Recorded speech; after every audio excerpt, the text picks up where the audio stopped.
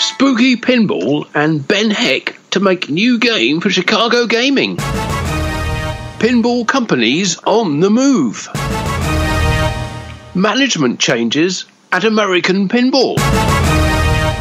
Extra special fourth headline. New game coming from Multimorphic. Hi, my name is Jonathan Houston. I'm the editor of Pinball Magazine, and I'm joined here with Martin Aeb. I'm the editor of Pinball News, and welcome to this recap of the pinball industry and all the events which happened in February 2020. And I know we often say that it's an incredibly busy month, but I think this month we can definitely say that, can't we, Jonathan? Yes, it's been a very busy month. There's so much to cover. It's a good thing that we have headlines so that we know where to start. There was all sorts of news. There's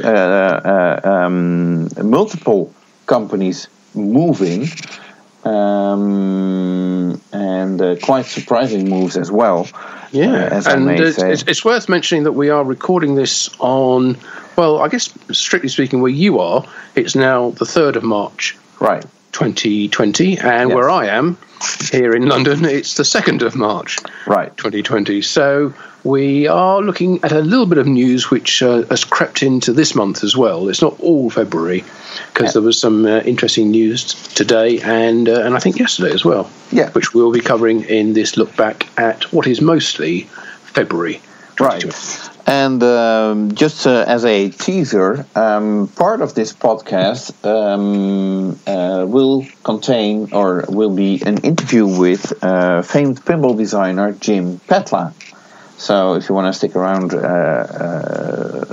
obviously there's a lot of news to discuss, but there's also an interview with Jim Patla, so stick around for that.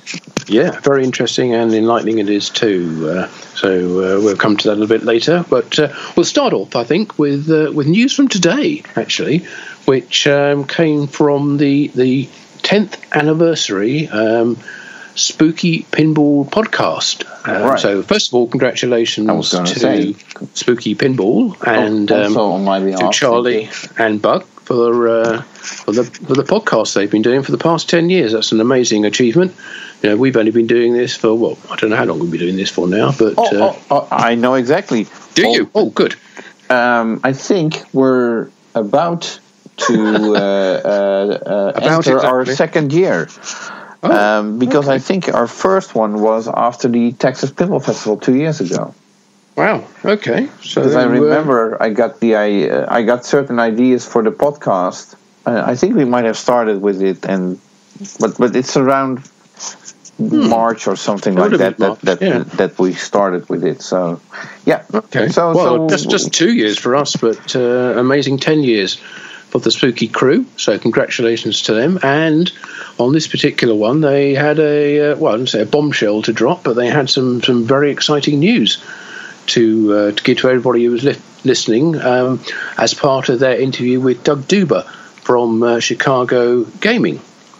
Right. And that news was that Spooky Pinball have sort of reunited with Ben Heck, who was one of their collaborators on earlier games, but they had a kind of falling out after a while, but they reconciled their differences. They're back working together, and they are designing a licensed game for Chicago Gaming to actually manufacture. Well, that is very interesting indeed. It is. It's well, you think about it, it's almost a unique, it probably is a unique circumstance where one company is designing a game for another company to actually build. It would be like if Jersey Jack was designing a game for Stern Pinball. Yes, or Williams were designing a game that Stern Pinball could make for Chicago. Oh, that's happened, hasn't it? Yeah, sorry.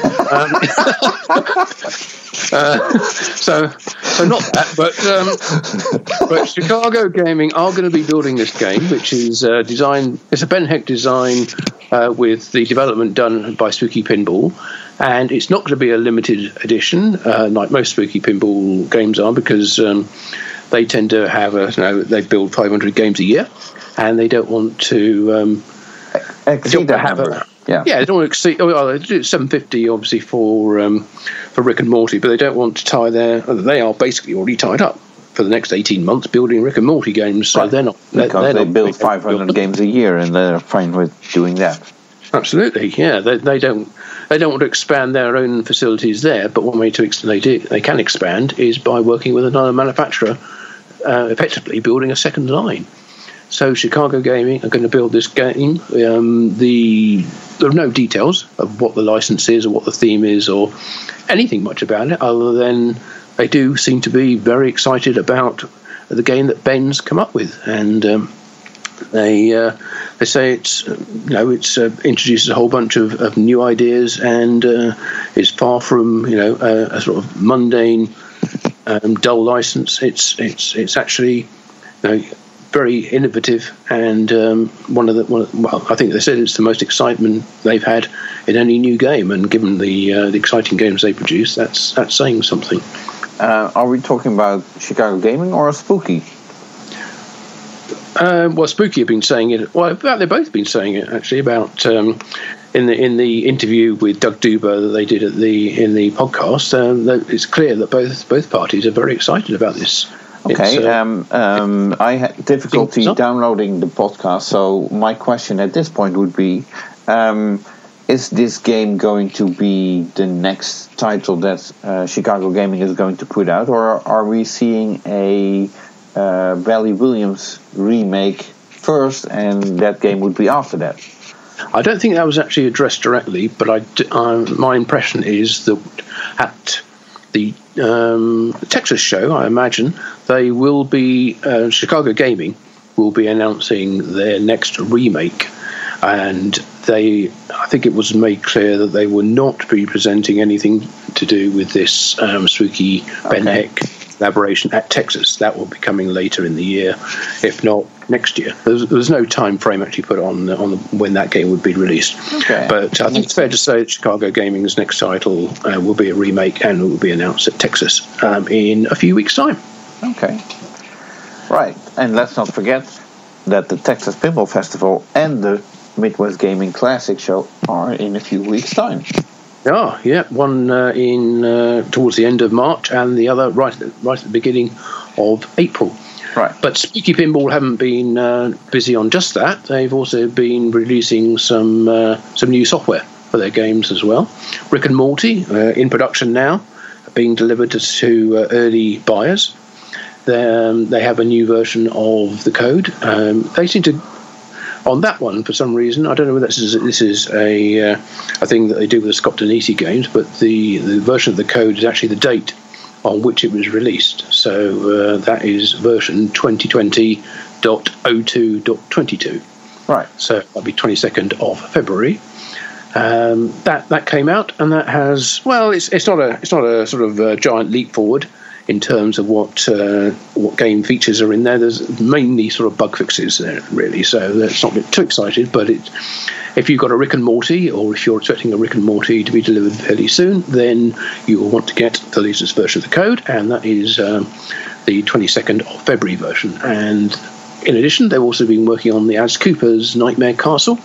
There's been another version of that just beyond version 1. It's version 1.1, which again is more a sort of bug fix and balancing release. It doesn't introduce any new features into the rules, but certainly something which you would want to have if you've got an Alice Cooper game. Right. Speaking of the Rick and Morty game, Jack Danger had a live stream of Rick and Morty from an arcade somewhere in, I don't even remember where it was, but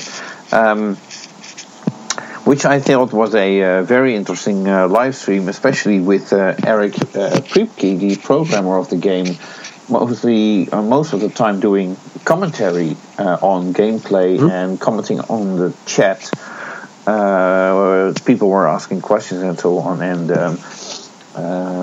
from the top of my head, I remember him saying that there's going to be a lot more dimensions where you can travel to. About 50% of the speech is currently implemented in the game, and there's a lot more speech coming. And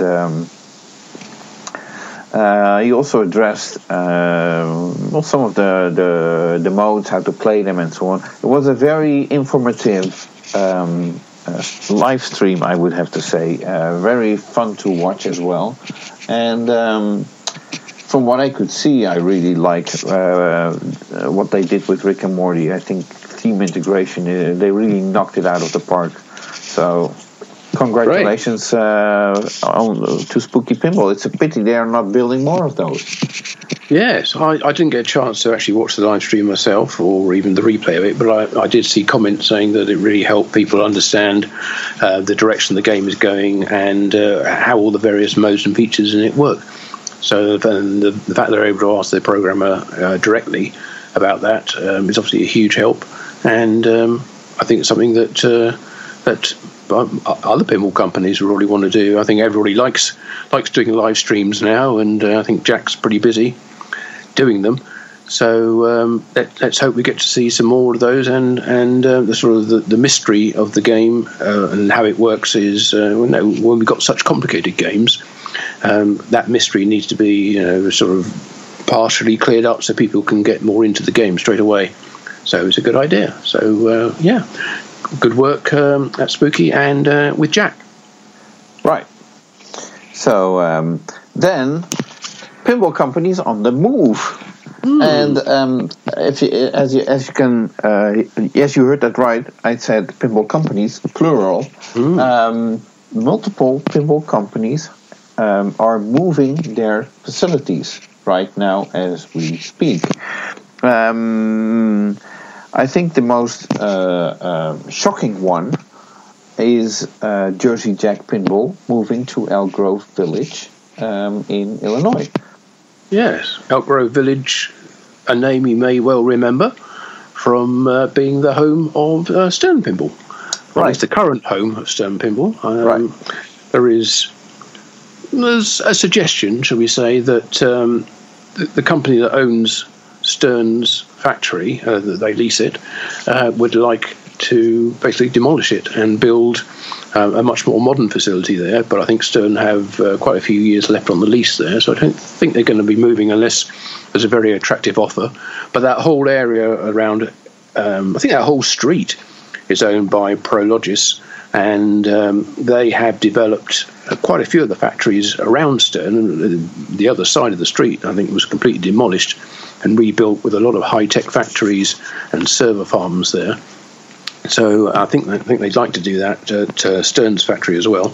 But in the meantime, yes, as Jonathan said, Jersey Jack Pinball have decided to move their manufacturing base away from Lakewood, New Jersey, and move to the very, very same city of Elk Grove Village in Illinois. The same industry park. Yeah. Well, the companies Stern and Jersey Jack will be a mile apart from each other. Do we actually have an address for where Jersey Jack are moving to? I don't have it in front of me, but I've seen an address suggested, but I haven't seen it confirmed yet. It was earlier today. I was talking to Gary. Yes, it does happen that I actually get to talk to him on the phone. And no, Gary Flower. Oh, right. I can understand the confusion. Yes, yeah. I know. It's happened a few times. Right. So, but no. Occasionally, it happens that I happen to talk to Gary Flower, and in this case, he was the source telling me that Jersey Jack would be within a mile's radius of Stern Pinball. Wow, so there's actually the possibility, I don't know the geography exactly of where Jersey Jack are going to, but it could be that they and Stern Pinball will end up sort of going to the same restaurants for lunch and after work and that kind of thing. I think that's already the case for the design and development team that's currently in Bensonville, where it happened on multiple occasions that people working for Jersey Jack were walking in or out and running into Stern employees. So. Well, Bensonville's not that far away from Elk Grove Village, but I guess it's probably even nearer now. So it'd be interesting to see whether there's any cross-contamination, if I want to put it that way, or any synergy between those two companies being so close to each other. We all know what happened with Belly and Williams. They had their big lunches at the Round Robin in Chicago, and eventually those two companies merged. So I'm telling you right now. Well, it's certainly an interesting move, and the fact that not only have they just moved Jersey Jack, not only has Jersey Jack Pinball just moved from New Jersey to Illinois, but to that precise location. So there must be some nice incentives for companies to set up in Elk Grove Village in order for them to pick that particular area. Yeah. So and a lot of people were wondering why would they move. I tried to get Jack Guarnieri, the owner or the founder of Jersey Jack Pinball, to come on the phone and do an interview with us. Sadly, he did not respond to that. But in the meantime, it has become clear that obviously you get all the positive explanations why this move is necessary, and apparently the official wording is that both locations of Jersey Jack Pinball, the one in Lakewood and the one in Bensonville, both outgrew their facility, and so they were looking to find a new location where they could actually combine the game development and manufacturing under one roof, which they now have found in Elk Grove Village. I have to raise a certain element of doubt about both areas having outgrown their space available, because having been to the Jersey Jack factory in Lakewood, I know how much space they have there. The fact they have a couple of production lines, and I can't imagine they are actually pushing those to their limits at the moment. But it certainly makes a lot of sense to combine manufacturing and design and under one roof. And I haven't actually seen it said anywhere, and I don't know whether you have either, Jonathan, that says that the Bensonville office is actually moving. I've heard they said that they're both going to Illinois, or both going to be in Illinois, and they've talked about it being under one roof, but no one said that the Bensonville office is closing as such, and they're moving to Elk Grove Village. It merely said that the Lakewood facility is moving to Elk Grove Village. Right. Okay. Well, I tried to ask some questions. Interestingly, this was announced through an official press release through a PR company. So PR Newswire. Yes, I sent an email to the PR company and they never got back to me. Which is kind of odd, because they're not very good at communication then. Apparently, and it's kind of odd, I'd say, for a PR company to have an email address listed. If you have any questions or interview requests, contact this person, and you try to contact that person and they never get back to you. But that being said, okay, we all know we have short lines with Jersey Jack employees and so on. I did have a very brief chat with Jen Guarnieri. That's the daughter of Jack, and she's also working at the company. She also is a young mother of two. And she's currently working at the Lakewood office, of course. meaning that she's living in New Jersey, and that made me wonder whether she either lost her job or whether she will be moving or what would happen. And she confirmed to me that she will be continuing her job and she will be working from home. And her job is in sales, yes? Machine sound? She's sales, she's media contacts, press inquiries, and she does a lot more. I'm trying to remember the Jersey Deck phone menu where everything is listed, but no, obviously she has an office job. Which means that, if she's able to do that from home, then I'm happy that we get to keep her in the company. Yeah, I mean that office was also, or that factory, I should say, was also home to Jack's sales company as well, Pinball Sales, and I don't know whether that is basically what's happening about that sales side of the operation. I guess they are getting rid of the entire building because there's no point just keeping that building for sales or for marketing or promotions. So, especially as you said, Jen is going to be working from home, so that office won't exist anymore. So, yeah, interesting to see what's happening there. I can't imagine. I'm second guessing here, but I can't imagine that moving away from New Jersey was something that Jack would have been his first choice. Shall we put it that way? No, probably not. No, I imagine that was more. It's made more sense for the company than it did for him personally. But that's just my guesswork. I don't know. He did give some quotes to Replay magazine, I believe, in a short article about the move, and it didn't sound, wholeheartedly supportive. It was more like we hope that this will lead to cost savings and synergies between the groups all being under one roof. But it didn't say, it will. It's like we hope it will, and that's a bit of a telltale. I thought I may be reading too much into it, but it didn't sound a wholehearted endorsement of it. And, sorry, I'm not sure how to help with that yet. Oh my God!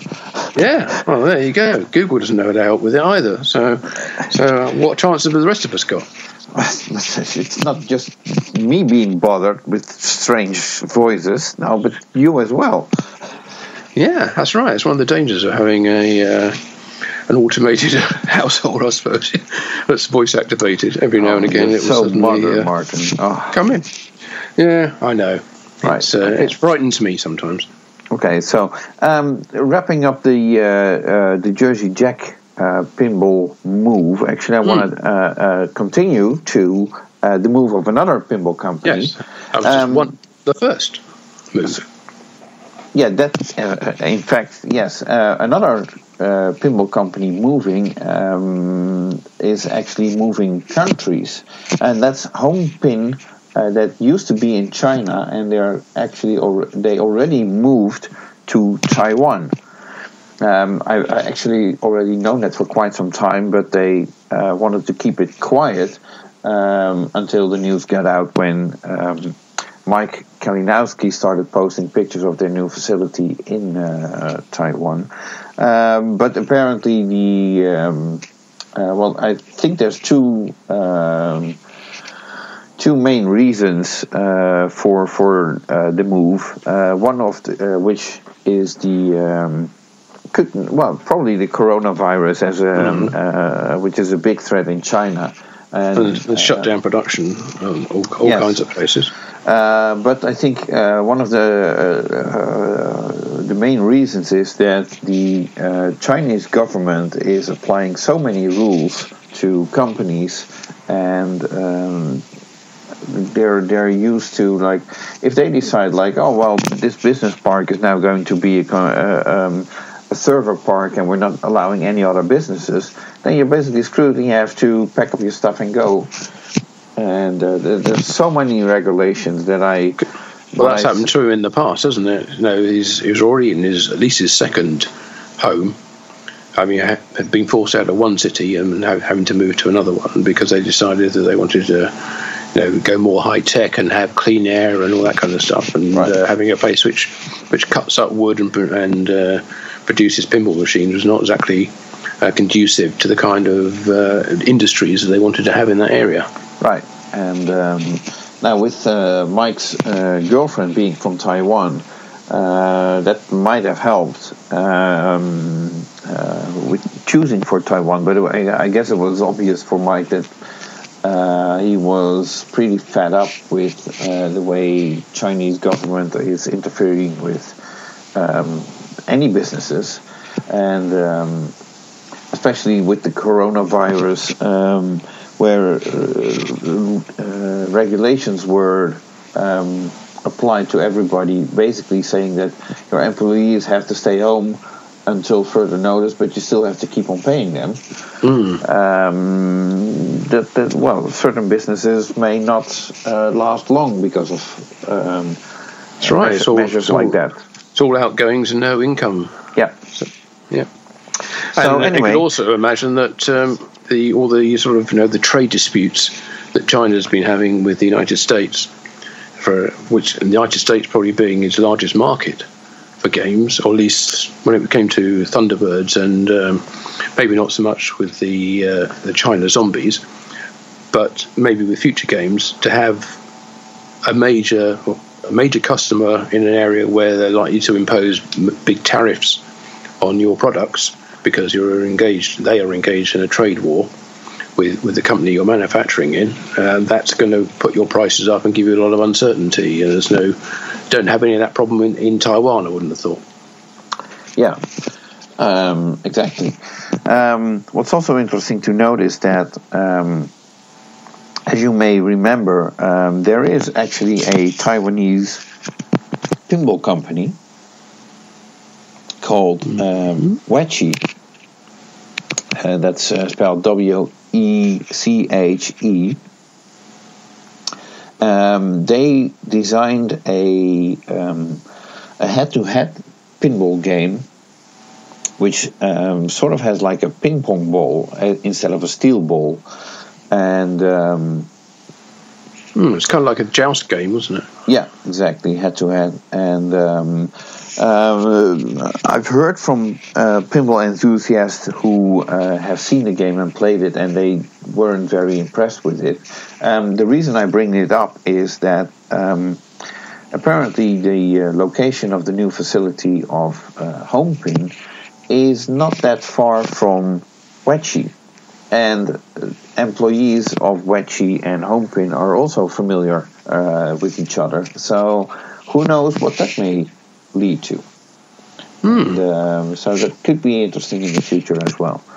Yes, because as we reported last time, Homepin are producing non-pinball games as well with their retake of Ice Cold Beer called Ride the Wave.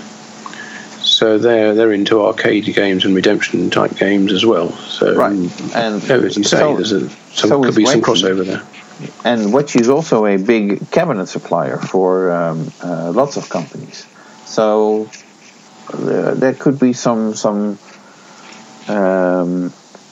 collaborations possibly in the future. Who knows? So that's our second company moving location. And there's still more companies moving. Ooh. Now, who could be the next one?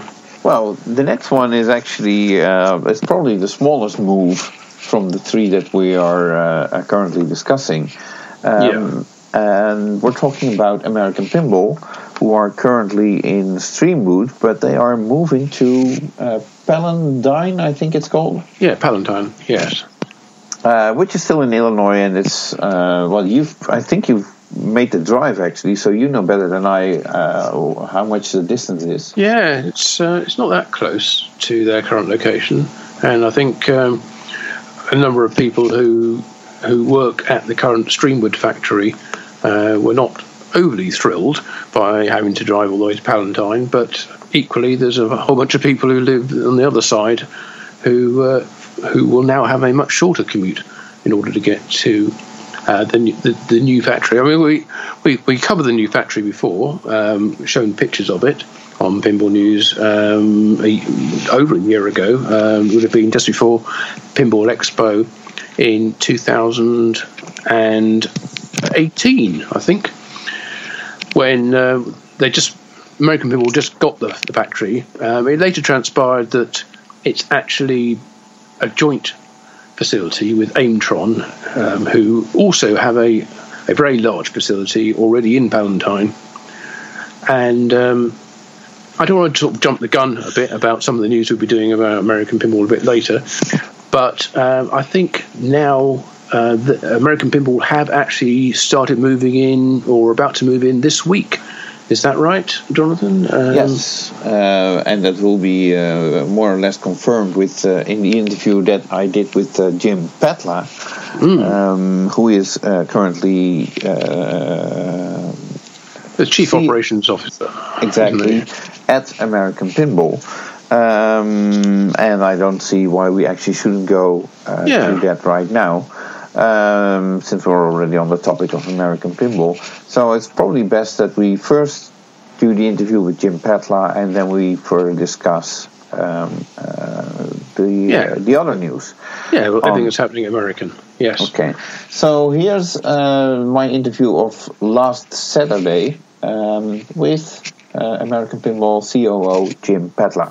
With me on the phone is famed pinball designer Jim Patla, who is currently working for American Pinball. And those of you who read Pinball Magazine number 3 might also be familiar with Jim's career at Bally Pinball, where he designed very well-known pinball tables like Kiss, just to name one of them. And Jim was officially retired, but he's back into the pinball game, and since he's working at American Pinball, we're going to be talking about the recent changes and news development and so on at American Pinball. So, as this is recorded on Saturday morning, I say good morning, Jim. Good morning. It's a pleasure to speak with you, as always. Yeah. Interestingly, I know that you have been working at American Pinball for quite some time, but that news, all of a sudden that was news this month. But you've been there at least for half a year or so, or even more, I think. Yeah, I started about 6 months ago part-time, and the intrigue of it was building a 52,000 square foot factory, which is less than 2 miles from my house. So when they contacted me and they kind of dangled that carrot, why don't you, come by? You can come by and see what you can do to help us out. It's obviously going to be convenient for you. Well, that sounded like a great idea.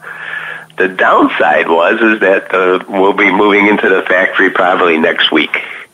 So it took a little longer than they expected to get all the occupancy permits and so forth. So it was basically a lot of politics and the inspections and so forth that delayed everything. The new facility is fantastic, and I can't wait to start there. Right. And it's not only is it more convenient, it's going to be just a beautiful, beautiful location. So. I can't wait, and I know everybody else within the organization can't wait. We'll probably be starting our production of our G3 game over there, which is, what you're calling a G3 is the third game that American Pinball will be producing. This one will. What does the G stand for? Because I can see it. The 3 is. Well, just game. Game 3. Just game. Yeah. Just game 3. It's just G3 is just game 3. So it's just a simple. It's interesting, because even within the company, people have a tendency to inadvertently leak things, because if you start getting comfortable calling the game by whatever it happens to be, it slips out. So right from the beginning. It was called G3, and every single document calls it G3. And when we talk, it's G3, and right. Nobody ever refers to it by its name that it's going to be released under. Okay, there have been rumors that it might be a licensed theme with Hot Wheels as the theme for the game. I'm not sure whether you feel comfortable commenting on that, but I will say that the next game definitely is a licensed game. It's something that American Pinball was questioned about. Being a startup company, they entered the pinball market on their own merits and the merits of their designs. And a lot of people questioned why they didn't have a licensed product when they were entering a market that they had never been in before. So obviously trying to listen to the feedback from the field and so forth, they took that advice, and their third game will be a licensed game. Okay. Well, that's interesting. And for those going to the Texas Pinball Festival, which is later this month, if I'm not mistaken, the game will be revealed at that show. Yeah, that is true. Okay, so that's true. That is less than a month before we get to know what Game 3 or G3 actually stands for. There you go. Okay. And there's been a lot of speculation and so forth, and the previous two games,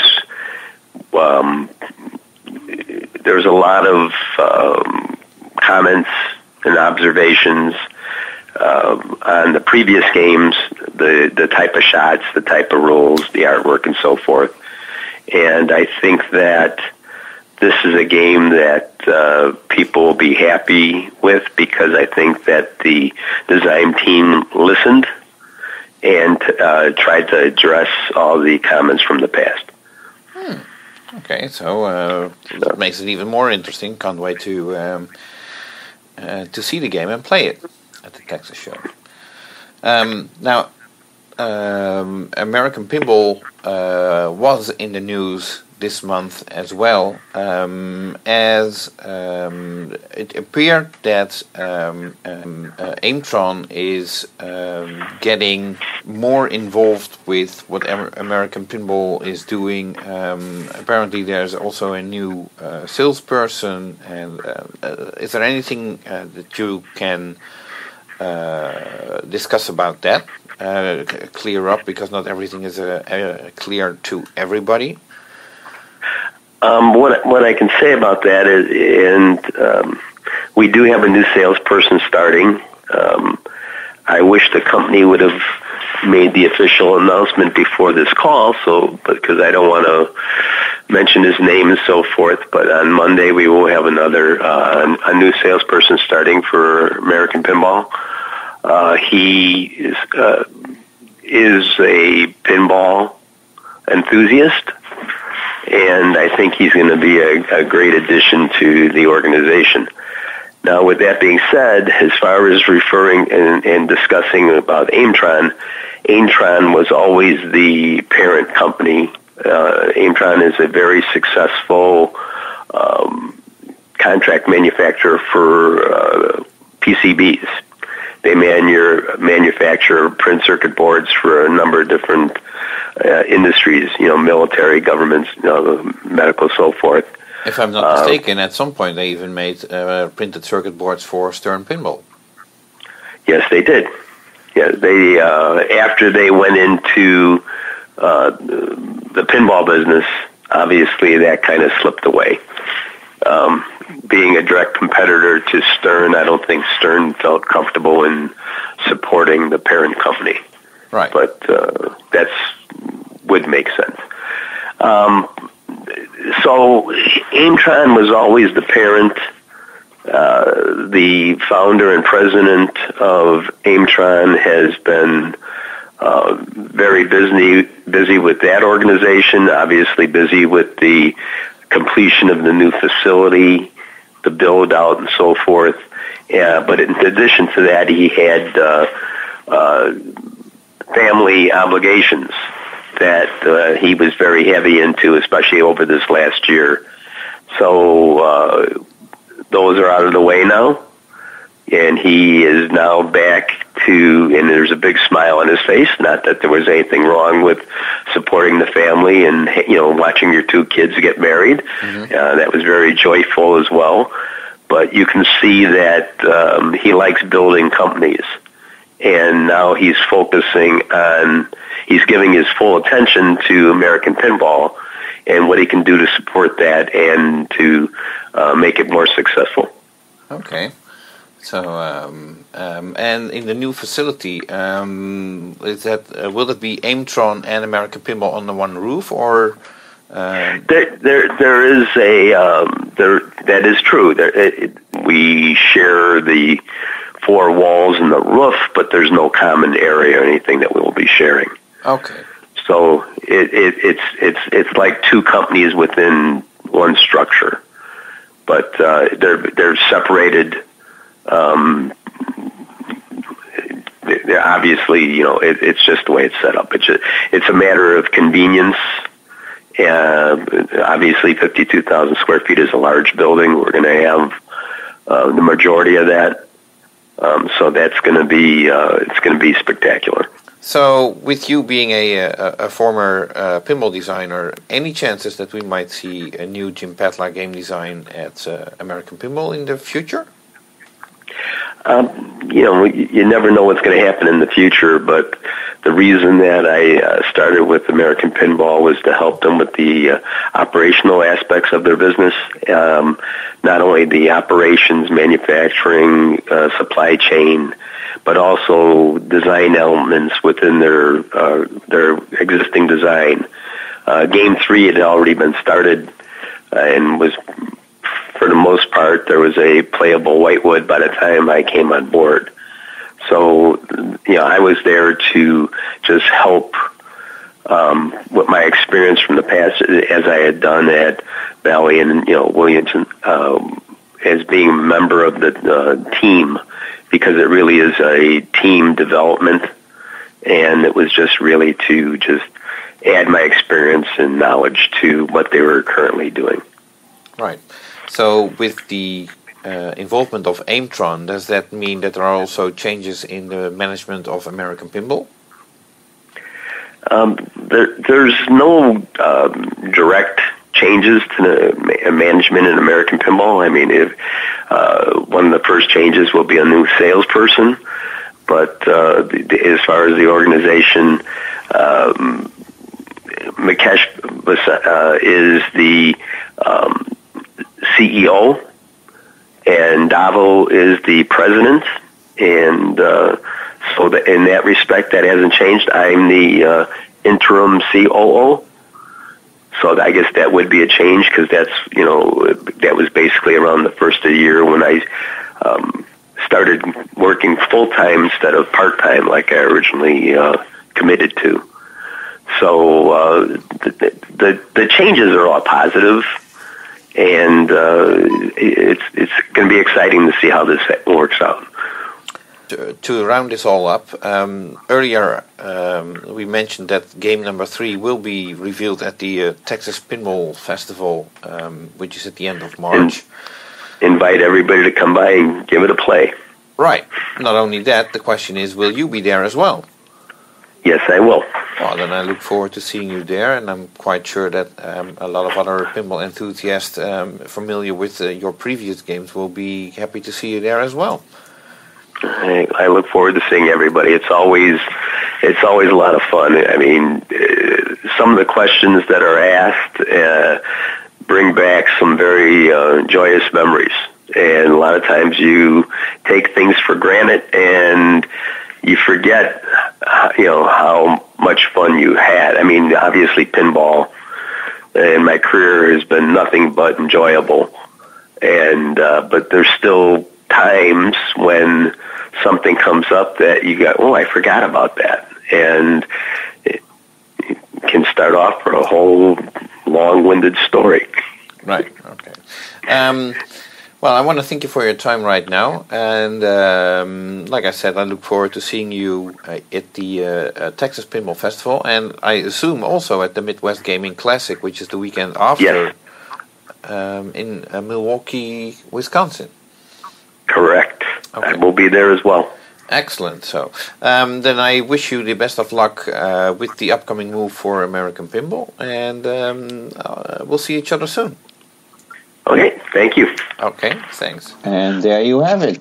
Yeah, interesting stuff. Well done on that. Unfortunately, I wasn't able to be part of that, although I was certainly interested to hear what Jim had to say, and how American Pinball is now part of Aimtron. They always sort of well, were. They were kind of like a sister company or arm's length division, but I think Jim referred to it as the Aimtron always being the parent company. Yeah, but basically Deval ran it as a completely separate company, Deval Vasani, and it's clear now that Mukesh has sort of taken a much more of a leading role in looking after what's happened. I'd say more of an interest. Yeah, well, yeah.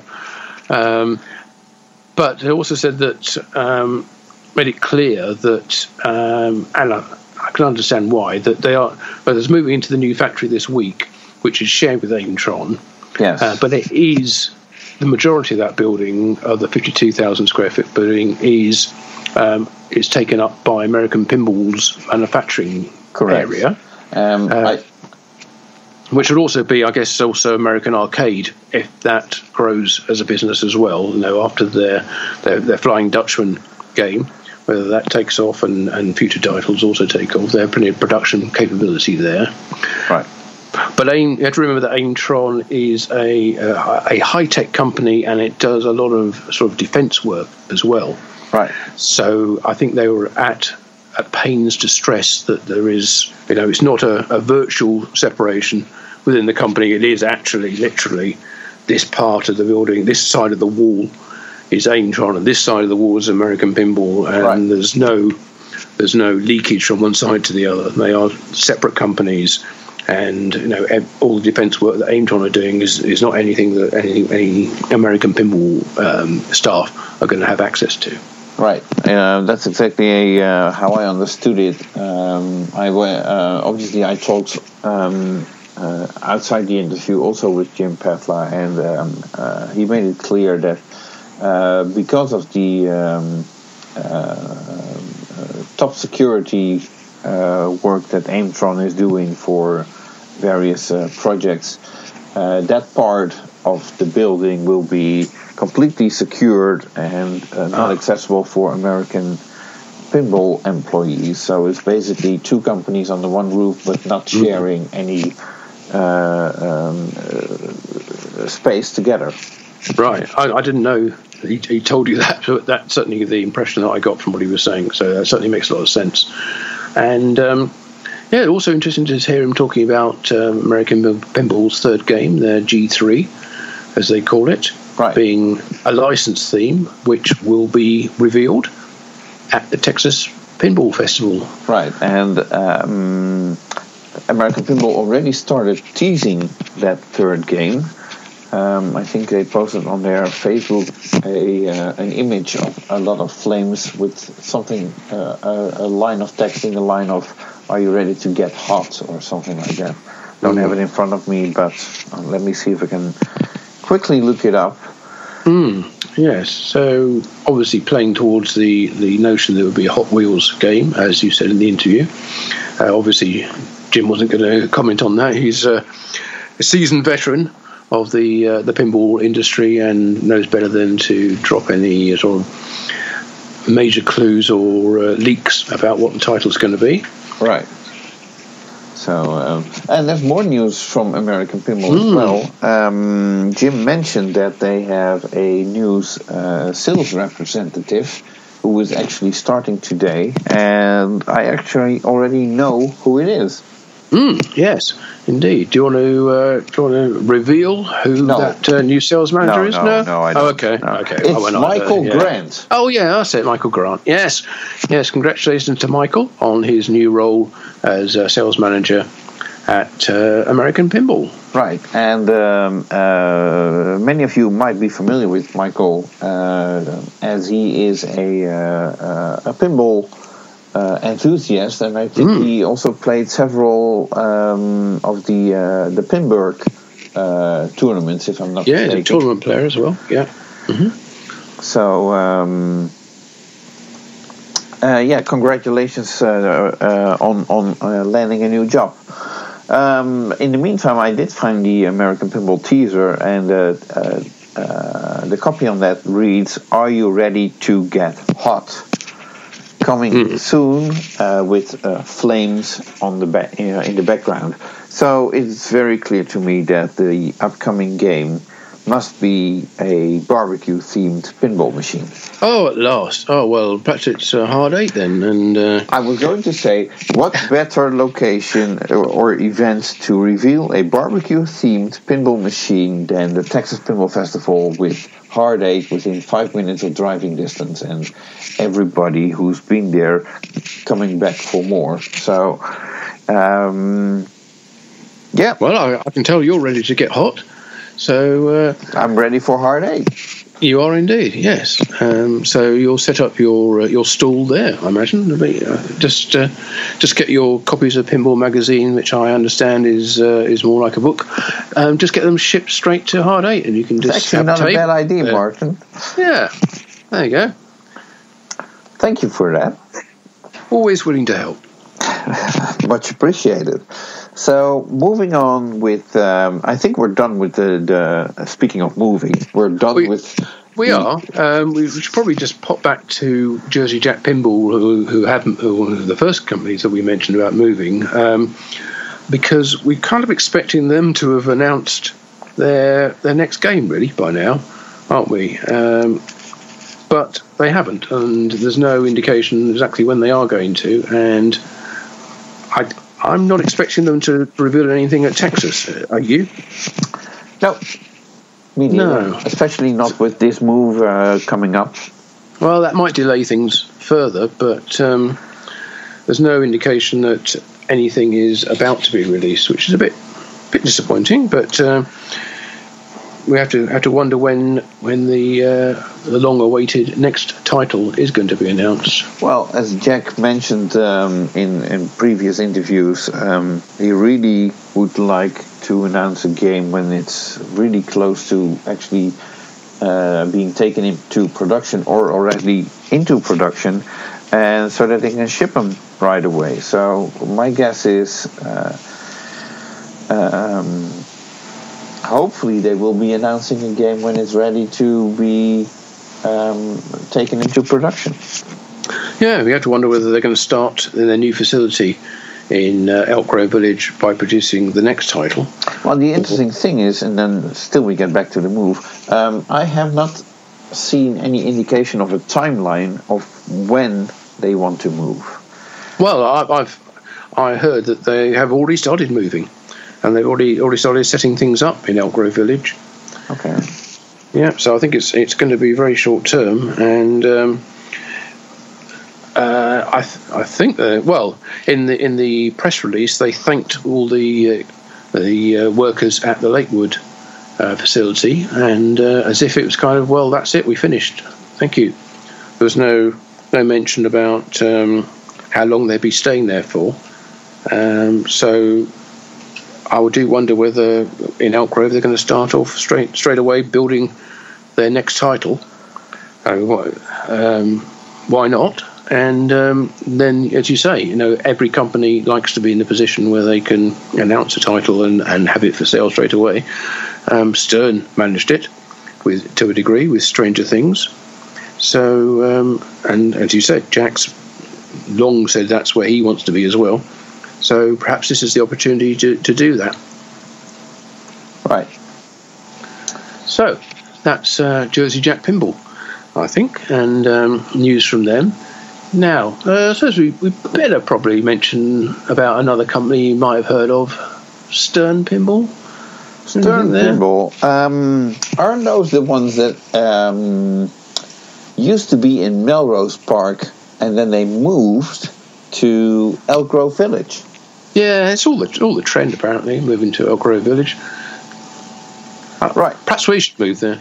Perhaps we should do our podcast from there. Well, I've been there. I'm not sure whether it's such an exciting place to move to. But then again, maybe it is. Well, everyone seems to be going there. But in the meantime, Stern have been, they've announced some new games.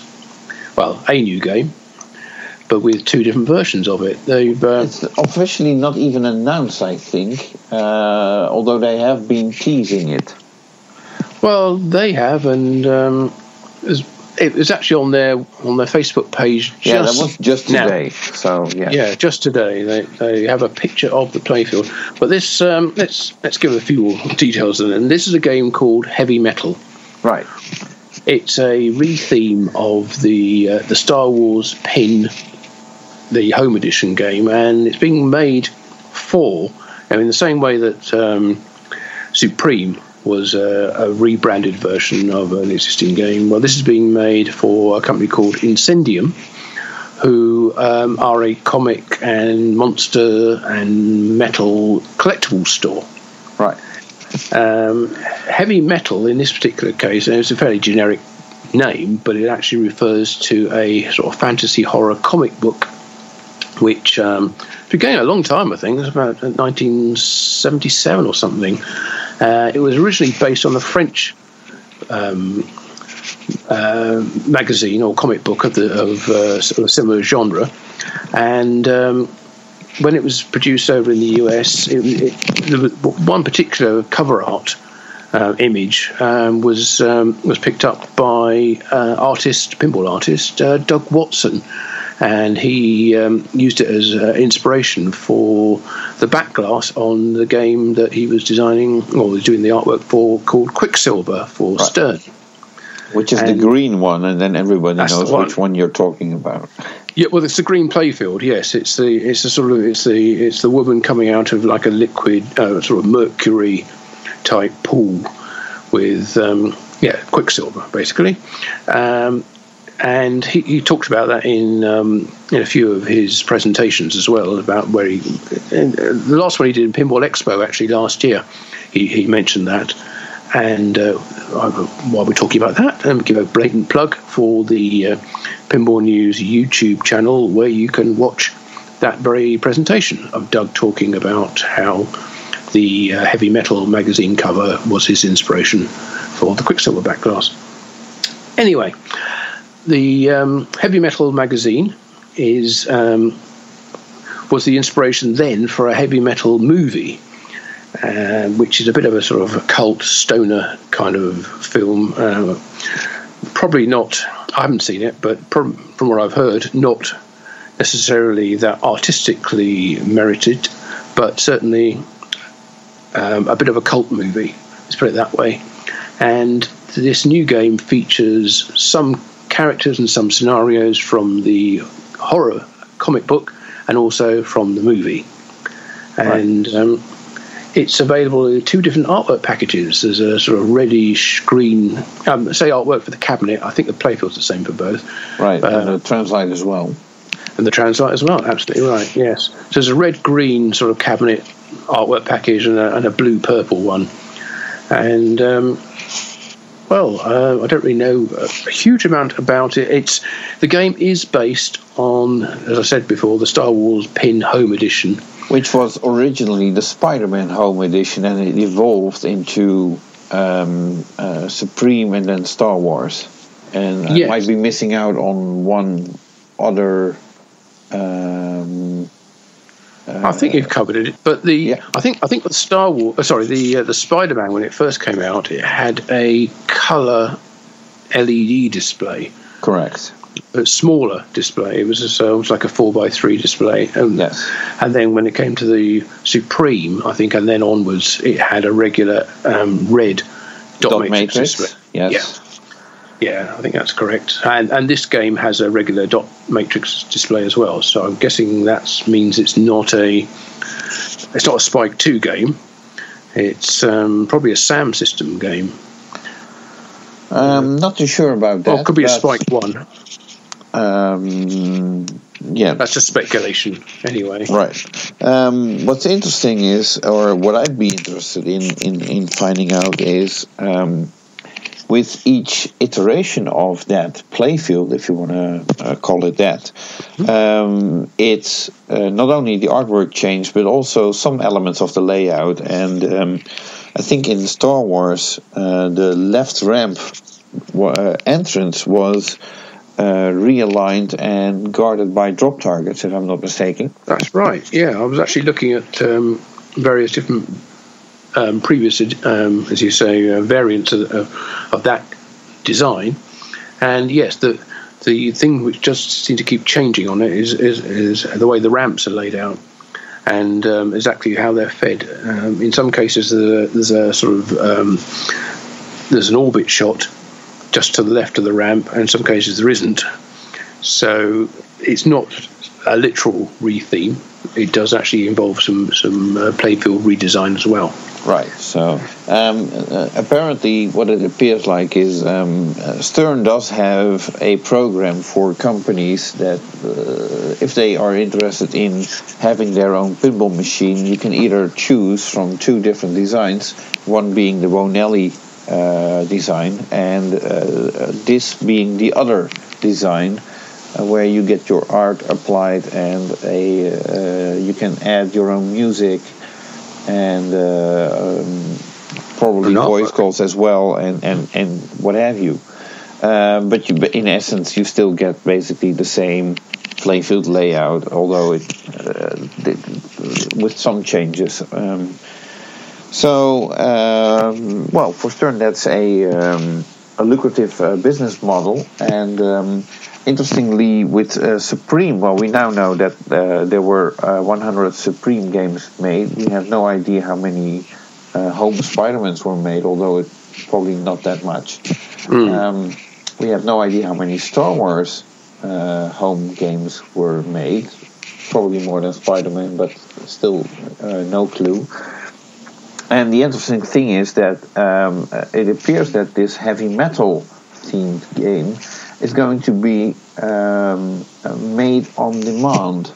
Basically, the idea that I got is, let's see how many people will order one, and then they will place an order with Stern. Yeah, I'd imagine that Stern would have a sort of minimum order quantity, maybe 100 or whatever, which the company who's commissioning them to build them, in this case Incendium, would always order. So there's going to be a minimum order of 100, but if demand is more than that, then I'm sure Stern will be very happy to make them. Right. So now you also already have a pricing point for what this game is going to cost.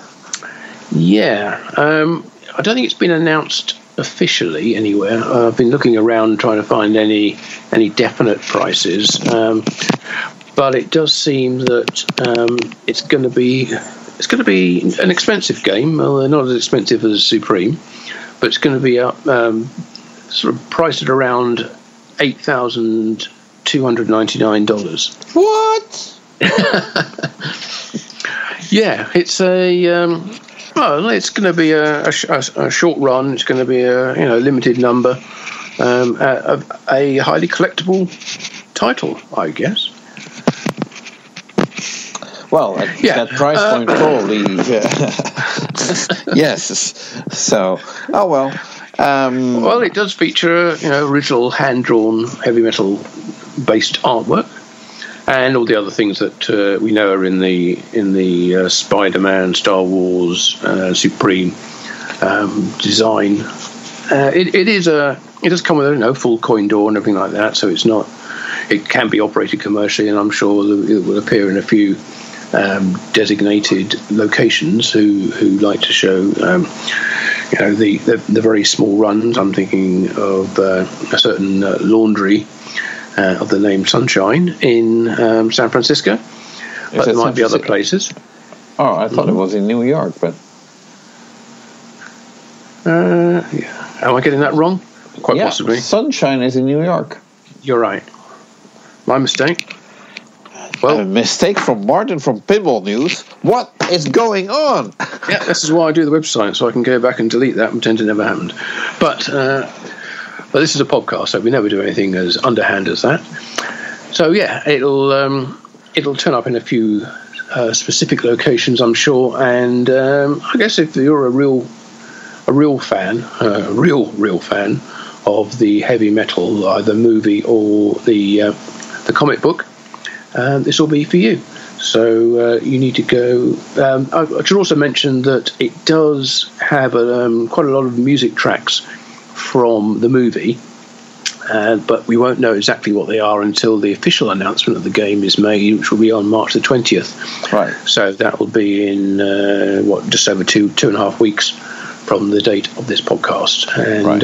At that point, I'm sure there'll be a lot more details about how you can go ahead and order it if you've got a little over $8,000 burning a hole in your pocket. Right, okay. So now while you eat a Snickers, let me address some of the other news regarding Stern Pinball. Because there's obviously more than just the heavy metal game that we just discussed. There have been quite a few code updates, to start with that. I'm not going to mention all the specifics, but basically most of their recent games got code updates, and Black Knight even got to 1.0 and even 1.1, I think.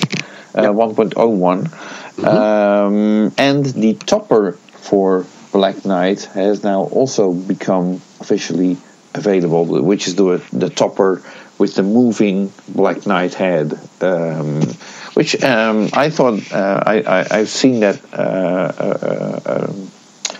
a demo of that on at Pinball Expo, and I thought it looked very interesting. Yeah, and the animating flames behind as well, look very good. Right. Really sort of mirrors what's on the back panel of the playfield as well, but even more so. Right. Now, Stern also announced something that we can consider as innovative, and I don't think we've seen it on pinball machines before, and that has to do with their current game, Stranger Things. Apparently, on all games of all models, there has been printed a special layer of UV ink, which is only visible if you light the playfield up with a special UV lighting kit. And Stern made such a lighting kit available for a merely $280, if I'm not mistaken. And you have to install those LED strips under the ramps, or under the sides of the ramps, I believe that it is. Yeah, they're on the sides, yeah. And it comes with a bunch of replacement plastics as well, that have to that probably light up in some way as well. UV reactive, yeah. Yeah. And so basically what happens at certain points in the game, the general illumination turns off and the UV illumination takes over, revealing the hidden layer of print on top of the regular playfield. And apparently that contains some writings and other theme-related stuff, I would say. I tried to, obviously, pictures were circulating on the internet, and I tried to look really close, but it might just be me, or maybe you have to see it in person to be really impressed with it. But I just saw, like, okay, we have the same playfield, and it lights up with a blue glow, and there might be there might be something extra on there. But if you're playing pinball and you're trying to keep your eye on a ball that's moving around, I don't think you really have the time to sit down and look. Oh, look, this is different, or that's different. Yeah, I think one of the key uses of that UV lighting is during the upside down feature, which previously I think it did some pretty dramatic lighting effects that made a lot of the playfield dark, and sort of turned off a lot of the inserts as well, and as well as the GIs. But it did change the look of the playfield quite a lot. And this UV lighting kit takes that to a whole other level. It is really just 2 strips of UV LEDs, and it's not anything particularly impressive technically. But the fact that this has already been built in to the way the game is built, but wasn't revealed until now, is a nice surprise. And it was one of the latest code updates, versions 0.84 and 0.85, both allow you to set whether or not you have this lighting kit installed, in which case it changes the way that the lighting during upside down and in other situations operates. It's not something which I guess is that advanced and smart, in that you have to actually tell the game whether or not this is installed or not. So it doesn't auto sense it. But I guess for the price of $280, I think you said it was, it's probably not worth messing around and trying to develop an alternate kit, which could be maybe half the price, but it's just a couple of strips of LEDs. But it's all going to be supported properly by Stern, and if anything happens to your game, and you've got no warranty on it. So yeah, well, I think 280 is not too bad as a for the effect it gives you. It's quite an impressive. I think an alternative kit has already been developed, but you'll still be missing the plastics that come with the Stern kit. That's true. Yeah. But if you're spending $6,000+ on a game, another 280 to get that feature is not really a big deal, I would have thought. Right. I guess it depends how you look at it. You might also think, like, if I'm already spending that much money, why isn't it part of it? Well, yes, that's particularly if you're getting the LE. That's an argument. Traditionally you expect the LE to include all the bells and whistles, but right. Increasingly we're finding that's not the case, aren't we? Right. So, oh well. I think that wraps it up for Pinball. You remember that last month we did our podcast right at the end, I think about the 28th or something of January, and we happened to miss out right at the very, very end of the month. Stern announced that they were going to be rerunning the Iron Man Vault Edition. Oh, right, yes. Which is something you included in your Pinball Magazine monthly update newsletter thing. Yes. But it was something which we just narrowly missed, I think, by a day. I think, or even a few hours last time. So it's worth mentioning that. Well, and the interesting thing was Dave Peterson had mentioned at EAG that they were going to be rerunning the Vault Edition of Iron Man, but he didn't tell me when. So I knew it was coming, but you mentioned it, I think, but it wasn't actually officially announced until the very end of January. Actually, it wasn't officially announced at all. At all. In the sense that distributors announced that the game was available, but I've never seen an official announcement from Stern that they were rerunning the game. No, it's a good point. It's a bit strange, that. I guess they want to focus on trying to sell Stranger Things at the moment rather than a Vault Edition. Right. But it is available, and from your Stern distributor. And I think it was a rather small run, though. So I would be surprised if we're talking hundreds of games. I think we're probably talking dozens of games. Yeah, it always makes you wonder why it's been done, whether either they had some spare parts left over and decided to do that, whether they had some I know there was production. Dave Peterson told me there was a demand for the game, and Stern does have the capacity to do small runs, so it could just be that they figured, like, hey, there is a demand for so many Iron Man Vault Edition games. If there's a hole on a production line to fill in with some game, let's see if we can run those and take that money that's waiting for us. Oh, quite right. you would hope there wouldn't be a hole in the production line, but if there is, then well, fair they got enough. multiple production lines, so you never know. If one is sitting idle for some time, then you might just figure like, okay, what can we do to keep it busy, or put something on it.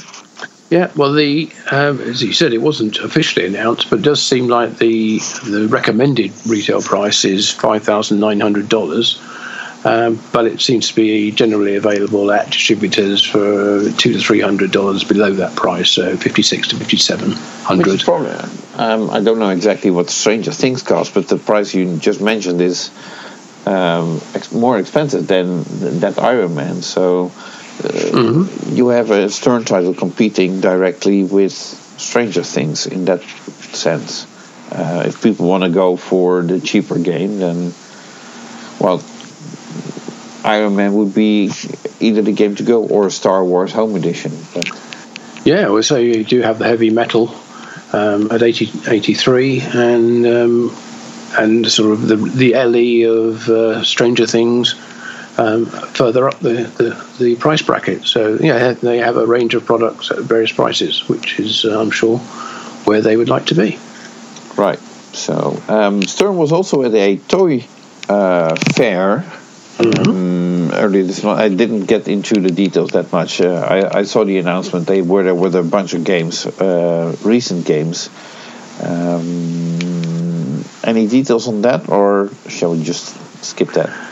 They was at the New York Toy Fair, the 2020 Toy Fair in New York. They had four pinballs there: Stranger Things, Jurassic Park, Star Wars Comic Edition, and the Star Wars pin, as we mentioned earlier. I was going to ask whether they were, because that would make sense. Yes. Yeah, so those were there. I guess it makes sense. I think they've been to that toy fair before. It's maybe the second year they've been there. Yes. But doing things like that in Comic-Con, obviously trying to expand the potential market for pinball into to more expensive toys, I suppose. And obviously some of their themes are very much in tune with the kind of stuff that would be at Comic-Con as well. Right.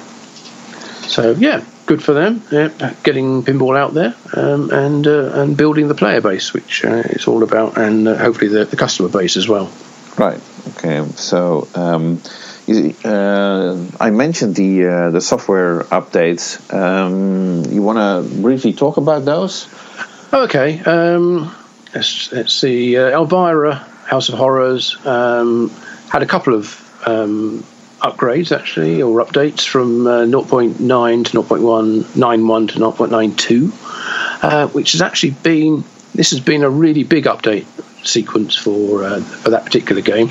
There's been a lot of new modes and lighting effects added. It really is getting to be, it's not 0.9x, so therefore it's getting quite close to version 1.0, which should be feature complete. But this is now getting much more of a game, much more of a complete game than we've seen before. The only thing I think they have added, lots of new modes, lots of new features, but I'm not seeing, or not hearing, maybe I should say, an awful lot more in the way of speech calls. And I know that's something that you were quite picking up on, Jonathan, as it wasn't a game that sort of made you laugh at the time, right, because there weren't some sort of didn't have the same level of innuendo or funny voice calls from Elvira as we maybe come to expect. I'm not seeing that that's been changed particularly. There's more intros for the new features, but whether that's, I should say straight away that I haven't played it, so I'm not really in a position to say that there's no new Elvira calls in there, but it is not being promoted in the software updates and the release notes as having new Elvira speech. So that was Elvira's House of Horrors. Black Knight, I think we mentioned that before. Version 1.01 adds support for the topper, but interesting, there is actually custom speech in the game now, which is only available if you have the topper installed. Oh. So that some of that, I think, is during a track mode. If you press both flipper buttons, and the topper will activate, and the Black Knight up there will talk to you, or taunt you, more likely, into playing the game. So that's some extra speech you'll only get if you buy the topper kit for that game. Jurassic Park, I mentioned about 1.0 being sort of a feature complete. Well, that is now at 1.0, having gone from 0.98 last month. So that has changed quite a lot as well, with the addition of the Escape Nublar Challenge minigame, which it can be activated by holding both flipper buttons when the game's either got credits in or is on free play, and that allows you to basically play the game in a different way, just to play the wizard mode. If that's what you want to do, it's kind of, I suppose, like playing Lost in the Zone on Twilight Zone. Right, which was a feature that was added later on. I think it was a hack, actually. It was not a feature. Somebody hacked it and then it became... Oh, right. Oh, okay. Oh, I thought that was something that Ted did, but maybe I'm misremembering that. But that is available now as Escape Nublar Challenge, which is quite in-depth, actually. It has multiple stages to complete. One of the interesting features about it, though, is if you do tilt while you're playing it, that ends the game completely. I like that. Yes, I thought you would. Yeah. You're the kind of sadistic person who would love that. The latest version, 1.0, also added an ultra wizard mode called When Dinosaurs Ruled the Earth, which you get when you complete the visitor centre, museum mayhem, secure control room, and the wizard mode we just mentioned, Escape Nublar. Okay, that's for the Keith Elwins among us, so it's very nice. Not many people are going to get to see that. Absolutely right. But it is there, so that sort of adds to the fact that this is a feature-complete game now, Jurassic Park. Not to say there won't be more features added or new ideas brought along, but it's a very detailed game. So if you like a fully featured rule set, then Jurassic Park certainly delivers in that regard. And I think you mentioned Stranger Things version 0.84, 0.85 added a bunch of new rules, scoring tweaks, and added in the support for the ultraviolet lighting kit that we mentioned earlier. Right. So that's Stern Pinball's software updates during February. Right. I do have one little bit of Stern-related news. I think it was the Loser Kid podcast that had an interview with Keith Elwin, in which he revealed that his third game is done, and he already started working on his fourth. And that probably means that I'm expecting Stern to come out with a John Borg game next, which is heavily rumored to be Teenage Mutant Ninja Turtles, and Keith Elwin could be right up after that. It depends how much time they have to develop all the software, of course, but also the manual and all that sort of stuff that also needs to be developed for a new game. So, well, don't forget we are due a Steve Ritchie game as well. Well, that could either be later this year. Obviously, we don't know Stern's planning for games, but we'll just have to see. And another rumor that I'm hearing, which was kind of surprising to me, and I don't remember where I heard it from, so can't tell you where I heard it from. Led Zeppelin has been rumored for quite some time as a potential a future theme on a Stern pinball machine. And since you mentioned Steve Ritchie, apparently Steve Ritchie would be working on that game. Well, that's why I mentioned it, yes. Yes, but that's rather surprising to me because I think we all know, or at least you and I know, that Led Zeppelin was a dream theme for John Borg. Indeed, yeah. So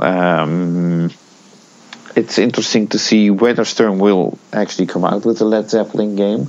There's also been a rumor that there would be a Led Zeppelin game which would be a re-theme of an older Stern Electronics game.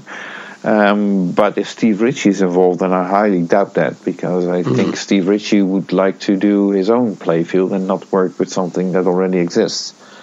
Yeah, absolutely. Yeah, it wouldn't make a lot of sense, would it? It's not the kind of way he works normally. Right. The same goes for John Borg, by the way, as well. So. Yeah, well, John tends to revisit his own if he's going to revisit any. Probably, yeah. So, we'll just have to wait and see. But so that's sort of in what's in the works. So expect Teenage Mutant Ninja Turtles, the third Keith Elwin game, and possibly a Led Zeppelin game. Yeah, either by Steve Ritchie or John Borg, but probably Steve Ritchie, I think, at the moment. Right. Which sort of makes me feel a little bit sorry for John Borg, because I know he wanted to do that. And I'm sure he's been battling to try and get that license for a long time. Right. So it could be interesting to see whether John Borg would have any interference with Steve or collaboration on such a game. Yeah, absolutely. That could be interesting. But we probably expect to see Teenage Mutant Ninja Turtles at the Midwest Gaming Classic. Yeah. Probably be announced in typical fashion, like one day after Texas show closes. Yes. That's normally the way that these things pan out, such that the game can be, it'll be in production already, and there'll be a bunch of them at the Midwest Gaming Classic the following weekend. Right, which is where we will be hosting our So You Think You Know Pinball quiz as well this year. Not only at Texas, but also at the Midwest Gaming Classic. So if you want to win prizes, take home some cool pinball swag, then make sure to participate in the So You Think You Know Pinball quiz. Yeah, you got 2 bites of the cherry if you're in the US and going to both shows. Otherwise, you've got one chance in Texas and one chance in Wisconsin. Right. So, oh well. Moving on, Dutch Pinball. Yeah. Well, they've been busy, or Barry has anyway, this past month. It's about time. No, that's Doctor Who. I'll let you lead the way on that as a compatriot of yours. Yeah, sure. Isn't that racist?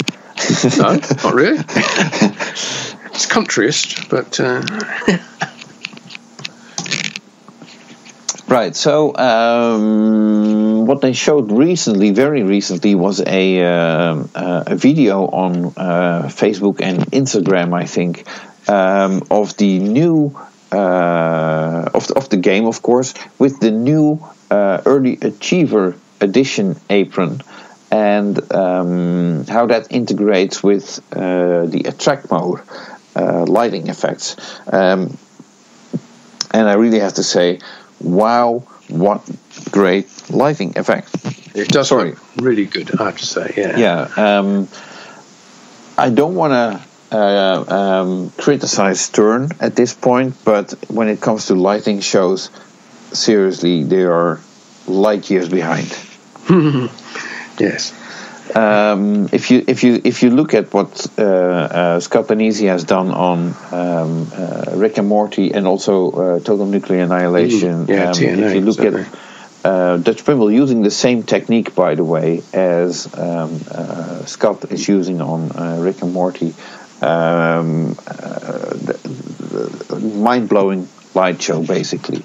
So in the new Achiever Edition apron, there's cutouts for several wall elements that you might recognize from the bowling alley in the movie.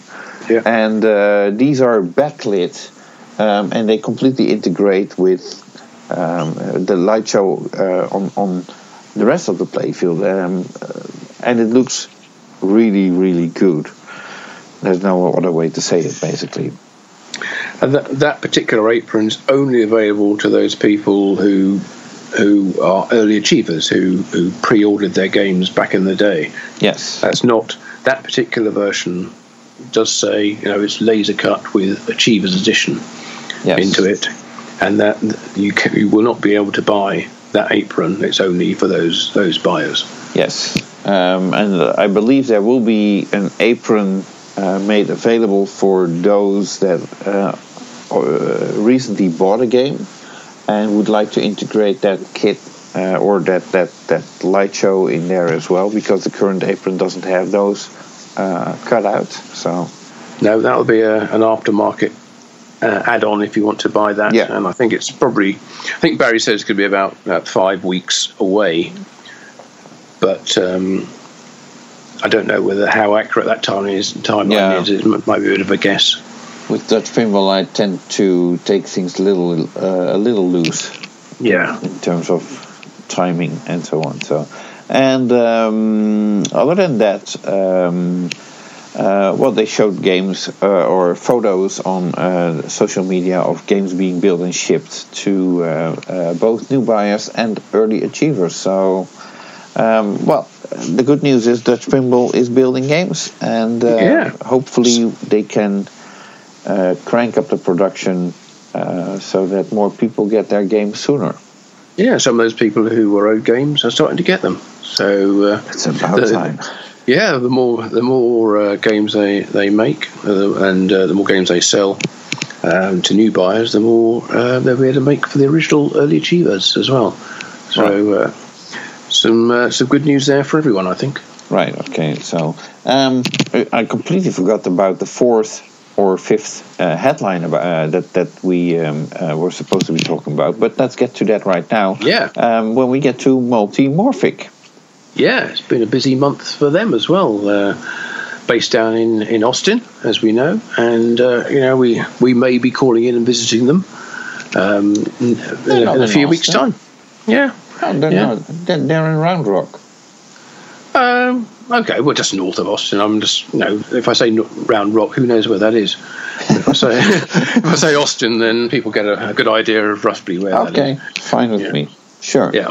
It's Texas anyway. It is, yeah. It's south of the Texas Pinball Festival show, and about 3 hours drive away. But fortunately, it's kind of on the way to San Antonio, where we'll be going for the Deep Root Pinball launch. Yeah. More about that a bit later. But yes, they've Multimorphic have announced that Patrick Patla has joined Multimorphic as their director of sales and marketing.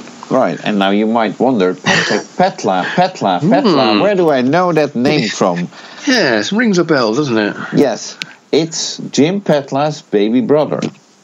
Ah, there you go. So, obviously, pinball runs in the family, or it does now anyway. Yeah, so, interestingly, I talked to Jim, we heard the interview, and I asked whether his brother had been working in pinball before. He said yes. When he was a teenager, he used to work at an arcade. And that's about it. Okay, but he's experienced in sales and marketing, which is probably more important for Multimorphic, because that's an area that they need some help in. Right. So now they've got Patrick to take on that role as the director of sales and marketing. Right. It's a rather interesting note. As you may know, Jim Patla was retired, and then he got back into pinball, working for American Pinball.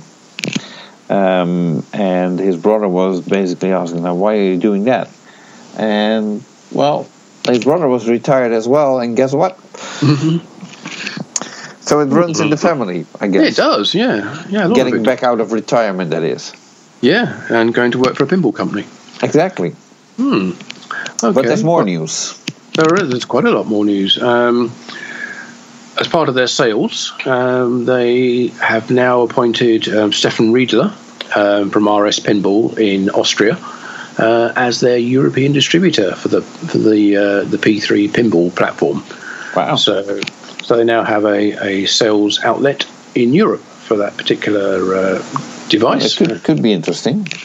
Yeah, well, it would have been pretty difficult to get one previously. You'd have to have got it shipped from America, but now we can get it directly from the European distributor, which is Stefan at RS Pinball.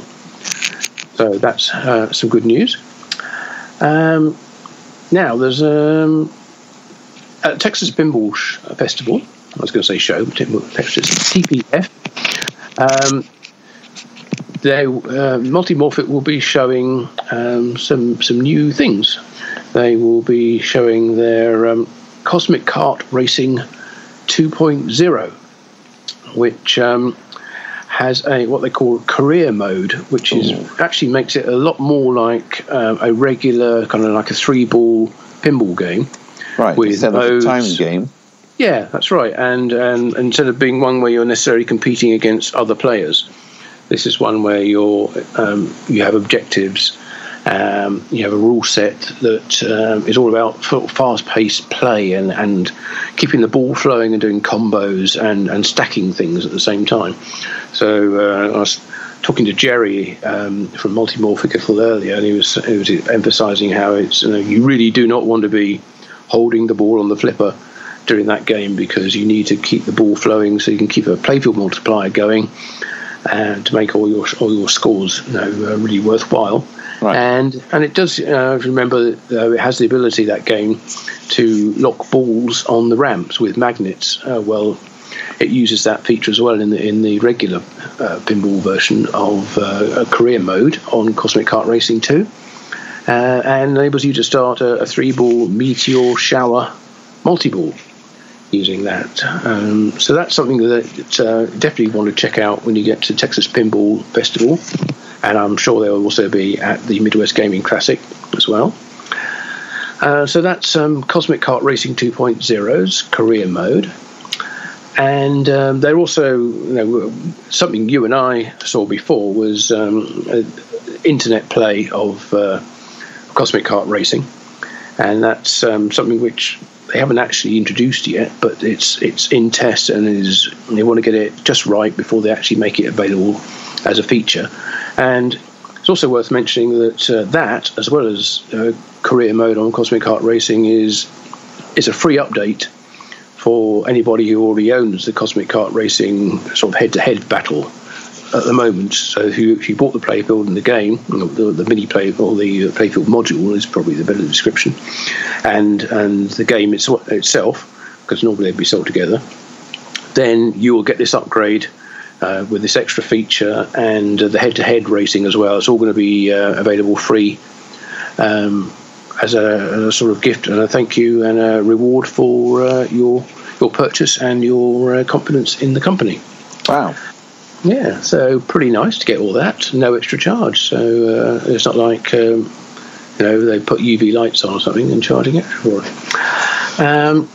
Now there's the big story, I suppose, is that now you're getting to the big story now. Yeah, well, I told you it was a busy month for Multimorphic, because also at Texas they're going to be revealing an entirely new game. Right. I don't think anything's been revealed about it yet. I have had a sneak peek at it. What?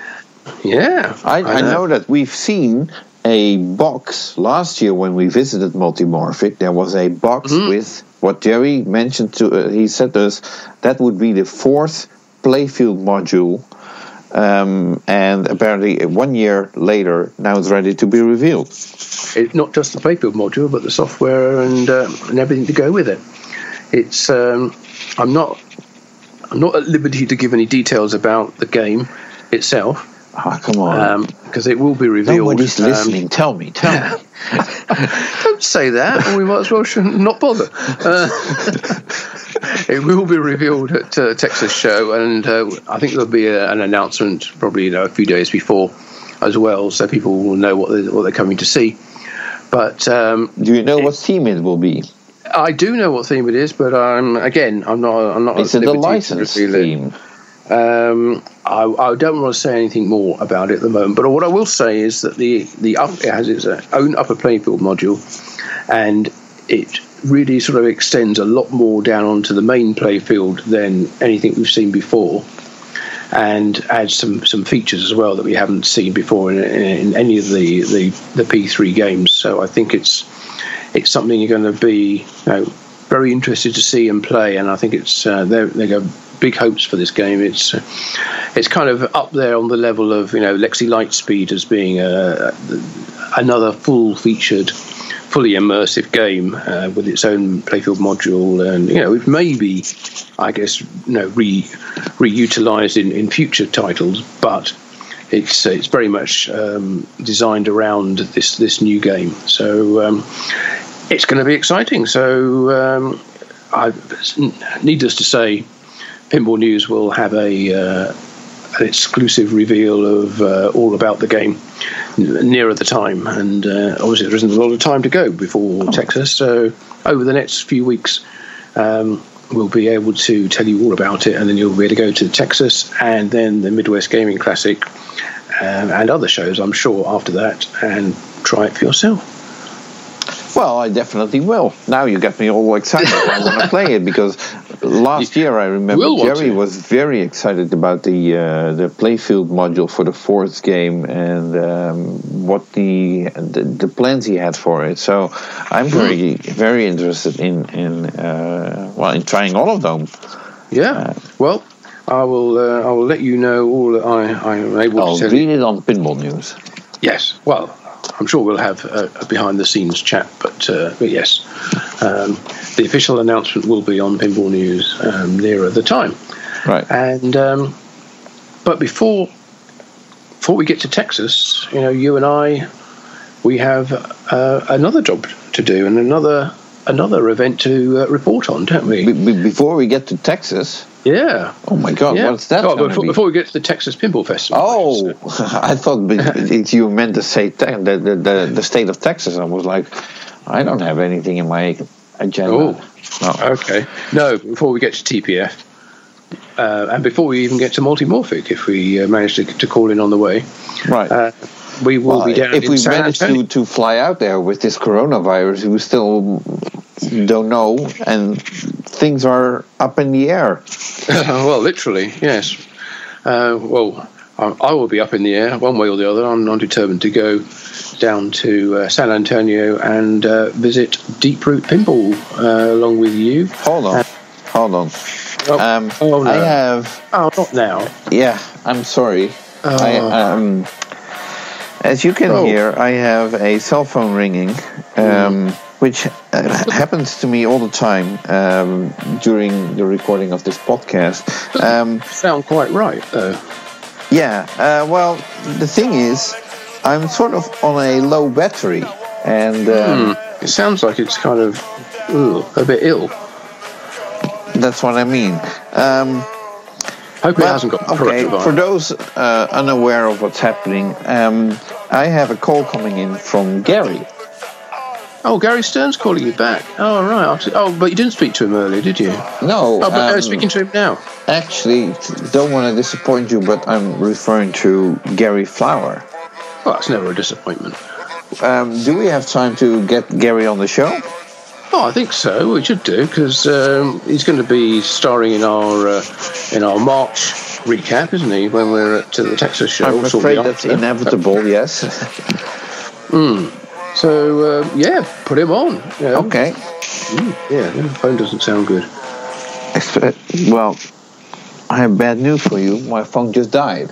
Oh, you would think if we're doing a podcast, A, you wouldn't have somebody calling in, and B, if they do call in, the phone would be charged. Yeah, I left my charger in the other room. I can't help it. Oh. Anyway. Next time, eh?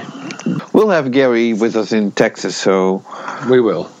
Yeah, we'll make up for all those times he hasn't quite made it by making sure he does. Just let him host it. We'll go to Hard 8 and just let him record it. Right, so anyway, we were discussing Deep Root Pinball, and yes, there is a press event coming up on the 25th of March. Actually, I got some details in the email earlier today. Mm-hmm. To my surprise, There was a note saying that, they can't give out any information up front, although several media have asked for such info. But what I found interesting is not only does it have to do with avoiding leaks to happen, but also they will be getting stuff done and ready for launch at Texas Pinball Festival to the very last second. Which sort of makes me wonder, how ready are they? On the other hand, I know what it's like with if you're at a company and you're exhibiting at a pinball show, you're organizing a press event. It's not like 3 days in advance you can sit down and we got it all covered. There's nothing we need to do. No, there's always stuff to do. So it's not that odd to mention that. On the other hand, it sort of gave me the idea okay, are they on schedule? That's sort of what it made me wonder. So. Well, they are launching a new company, so there will be things that they can show and things that they can't show, and things which they'd like to show but probably aren't ready to at this stage. So they have to make that judgment call, right up to the last minute. Right, and so the program for the press event currently still only talks about Retro Atomic Zombie Adventureland as being shown. Then again, if they don't want to leak anything, they wouldn't announce any other titles at this point either. So, yeah, I get the impression that's probably what we're going to be focusing on the launch event. I'm not convinced there will be any other mention of other titles out there just yet. But they'll be showing us some of their, maybe focusing more on how they're going to be innovative in various areas. And the new ideas they're bringing to the table, which obviously they've been quite vocal about, how much pinball needs to reform and to innovate, and they will be in a position to show us how they're going to be doing that, even if they can't show us everything. Right. Okay. So, but okay, we'll be there, and we're very grateful to be there, and we'll be reporting as well. Indeed, yeah. So make sure that on the 25th of March that you're checking Pinball News and also Pinball Magazine, pinball-magazine.com for our respective reports on the press event of Deep Root Pinball. Yeah, I'm sure we'll have our own takes and our own opinions as to exactly what we've been seeing and what we've been shown, and what we think it means for the future of both Deep Root Pinball and the pinball industry on a wider scale. Right. This could be a question that I should ask you afterwards off the record, but that's now off the record. I noticed that Deep Root is allowing podcasts to be recorded at the Deep Root facility and have interviews with employees of Deep Root. So I'm just going to throw that out there. Is there any chance that we might be recording a podcast at the Deep Root facility? A bonus podcast? I would think that would be a very, very likely possibility. Yes, I'm sure there'll be lots of people that we'd want to speak to. Whether we'll actually get a chance to speak to everyone we want to, because it's going to be crowded, but we can certainly put in our bids for interviews with certain key personnel and put together a Deep Root special, I'm sure. Okay, excellent. So you heard it here first on the Pinball Magazine and Pinball News podcast. There will be a special bonus episode on probably March 25th, 26th, something like that. We certainly plan to do it, yes. We'll give it our best shot. Right. So can't say more than that, because we never quite know how these things are going to go. Well, it's obviously we're in Texas, it's hectic, we're traveling, so we'd have to see. Yeah. On the other hand, it was suggested to me that you can record podcast episodes when you're driving a car. Well, I was going to wonder about that. Yes, I could imagine me driving, you sitting there with your laptop editing the audio, telling Gary in the back to shut up because he can't hear what's going on, and pulling over every now and again so we can upload stuff to our podcast host. So right. It's going to be ad hoc. We'll make it up as we go along, as we always do. Right. Okay. So just in case you thought this was a carefully crafted production. Right. So we still have a few topics to discuss because there was a lot going on, and yes, I know it's already a long show, so let's try to really wrap this up a bit quicker. Let's move along. Yeah. Okay. So let's. We mentioned about Chicago Gaming and their collaboration with Ben Heck and Spooky Pinball. So no need to readdress that. Yes, fourth game, the remake title is likely to be at the Texas Pinball Festival next. Yeah, nothing about that collaboration there from Chicago Gaming. Okay, Haggis Pinball. I remember in the last one we were a bit concerned about exactly what was going on with Damien there because he had been doing daily vlogs, and then he shut all up of a sudden they stopped. Yeah, yes. Out of the blue, there's complete radio, but web blog silence.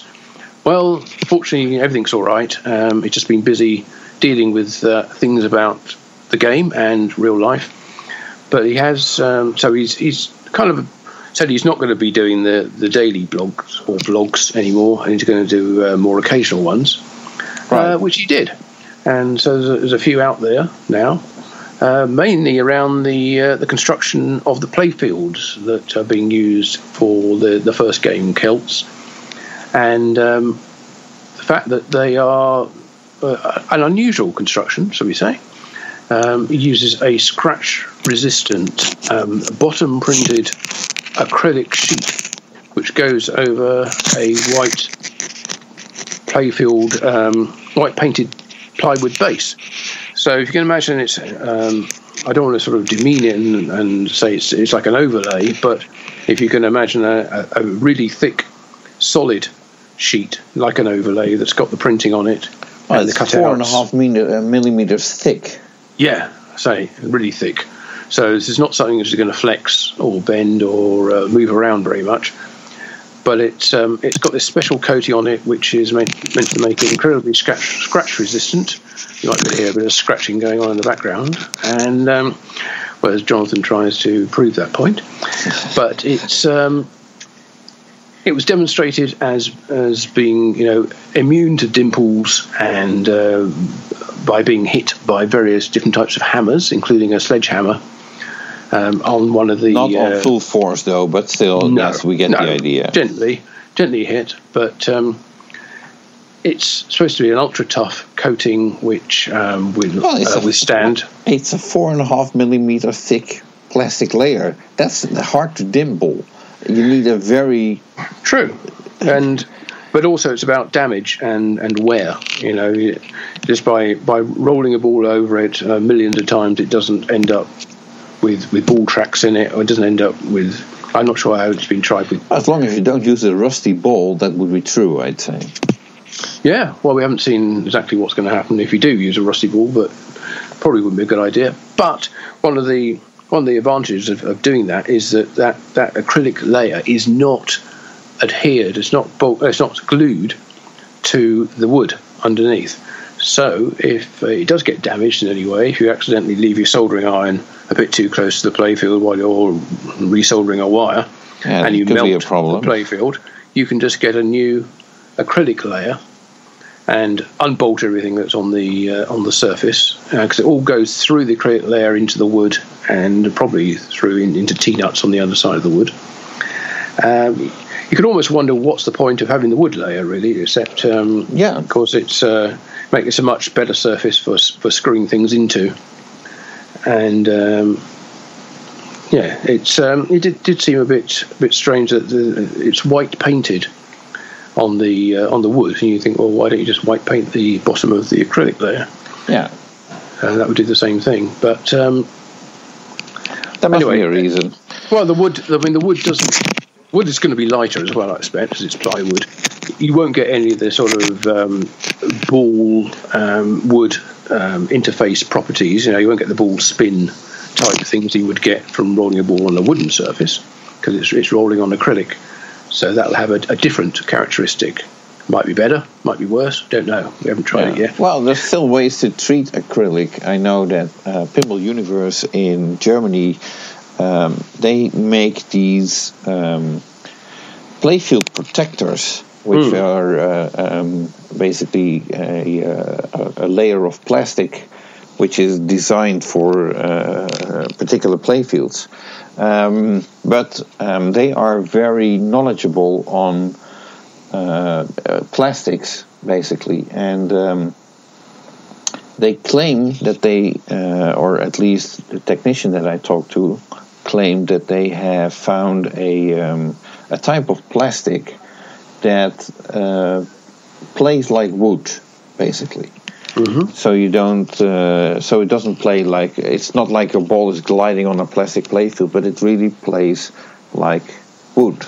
So there's probably ways to. There absolutely are. I mean, I've got some clear plastic playfield protectors on a couple of my games from quite a few years ago, and I don't think you'd know that it wasn't wood from the way the ball behaves. So if you use the right material, and this is probably really down to the scratch-resistant coating that they put on. That certainly that Haggis Pinball are putting on their acrylic layer as well. So that seems to be a big advantage, and I don't know whether that's something which we might see turning up when we get to Deep Root as well. They might have a similar kind of concept, because they were certainly talking about how their playfields wouldn't have a dimple or scratch or would last for a long time. Right. So that's Haggis Pinball. They're back telling us all about playfield construction and printing methods. Still some way to go before they're ready to actually start production of their titles, by the looks of it. But I'm sure you will see them at Texas as well. Yes, and the Midwest Gaming Classic as well. Yes, they'll be making the same road trip as we are. Yep. Good. Oh, well, perhaps we'll stop off and share some breakfast somewhere. Right. So, moving on. Mm-hmm. Well, you listed Suncoast Pinball, but there's no news. No, I listed them in my notes and just said they're still a dead company, and I don't think they're going to be coming back. So this is kind of like laying them to rest. Because having mentioned... you want to give them a proper funeral as well while we're in Texas? Well, a flaming pinball cabinet floated out onto a lake or something like that. Yes, in the Viking way. Okay. But because I mentioned them in the roundup of 2019, they were still on my radar, so I thought I'd just check to make sure they're not about to come back. And no, I think that's definitely one we won't be hearing from again. But one we will be hearing from again, and hopefully fairly soon, although progress has been a bit slow, is the Circus Maximus team, mainly sort of James Laughlin, Paul Kiefert, and Jimmy Lipham. Yeah. Yes. That's it. Yeah. Thank you for that. Yes, I feel terrible I couldn't remember Jimmy's name, but you saved my embarrassment and blushes. Yeah, so they're obviously working on bringing the Kingpin game, the Capcom Kingpin game, to production ahead of doing the Pinball Circus game. Progress has been slow. One of the key things they have had trouble with is the playfield, getting a scan of the playfield art, because they, unlike Pinball Circus, where they actually have the original artwork files from the Williams archives, for Kingpin they don't have the artwork files, so they are having to get scans of an existing playfield. But I thought they did, because I remember they took Steve Sabota's game completely apart. Well, apparently the scans that they've got, and that maybe they put it all back together, didn't they? Steve's one, I think. Yeah. But the scans that they got weren't good enough quality, and they weren't happy with the way that the artwork came out. So I think right now they're in the process of scanning a playfield for the 4th time. Might even be the same one. I don't know. In order to get a much better quality from a better scanner, and I think they're very hopeful this time. This will be the last time they'll need to do a scan of the Kingpin playfield. Right. From that point onwards, they'll be able to move on a bit further once they've got a proper playfield or proper artwork that they can print reliably and will look sharp and good quality. Well, I hope that they realize that this. I think the Kingpin playfield was a silkscreened playfield, and it's not a 4-color printed playfield like Stern is doing. Digitally printed now, of course. Yeah. So what that would mean is that they would need to once they scanned the playfield, they basically need to separate the colors. So and create a for every color used a separate sheet of how that would be applied in a silkscreen process. So they basically in the silkscreen process they would need a not sure what a film for every color. And then the last one that you apply is the black one, which has the outlines and everything on it. So I'm not sure whether they're going with silk screening on the playfields or they're going to digitally print them. If you want to get them as sparkling or as fresh looking as the originals, I'd say you have to go with silk screened playfields, because I don't think with digital printing you get the same vibrant look. It's true, but I'm not sure how vibrant the Kingpin playfield actually is. I seem to remember having a lot of greys. Yeah, greys, dark greens. Muted. Yeah. So maybe it lends itself to being digitally printed more. But obviously you need to get the black line. If you're not applying a black line separately, and maybe that's a way of doing it, it's to increase the sharpness, is to silk screen just the outline. Right. Layer. Well, that might already do the trick. But okay. I'm sure they know what they're doing, and we look forward to seeing them in Texas as well. Yeah, I think they'll have the same game that they had there last year and probably the year before. I don't think they'll have anything. Didn't get a chance to play that yet. So right. So there you go, another chance to do that. And I'm sure they'll be at the Midwest Gaming Classic too. Right. Okay. So we briefly touched on the coronavirus, and some of you might wonder, how serious is it? Well, there have already been several tournaments cancelled in Germany due to the coronavirus. So it is getting serious. It is, yeah. And I think PU Battle, the Pinball Universe Battle, was the first one that I heard of. Yes. There may have been others. And that was followed by Freddie's Pinball Paradise, their Spring Open, which was in April. And it does say on their website, I was looking at it a little earlier today, it says they cannot guarantee that basically any future tournaments on their schedule will necessarily be held in the current situation with the coronavirus. Right. So I think the key thing there and the key message to take away from this is, if you're going to book anything, travel, accommodation, anything like that, make sure it's refundable in case the event itself is cancelled. Or if you don't mind, if you don't mind going to the city where the event is and not taking part in the tournament and just use it as a holiday or a sightseeing trip, then great. But bear in mind there is a chance that future events, any future event, could be cancelled due to this coronavirus. Right. And I'm still hopeful that the virus will not affect the upcoming pinball shows in America, like Texas and Midwest Gaming Classic, because it's a lot of people getting together, and all you need is one person that's not feeling that well, and before you know it, true. Yeah. So fingers crossed there, and hope that everything goes ahead and everyone is safe and secure. Yeah, so keep washing your hands and... lots of hand sanitizer around everywhere, and and keep the hygiene levels high. Well, that's always pleasant at pinball shows. Oh, yes. Yeah, definitely. Right, yeah. Okay.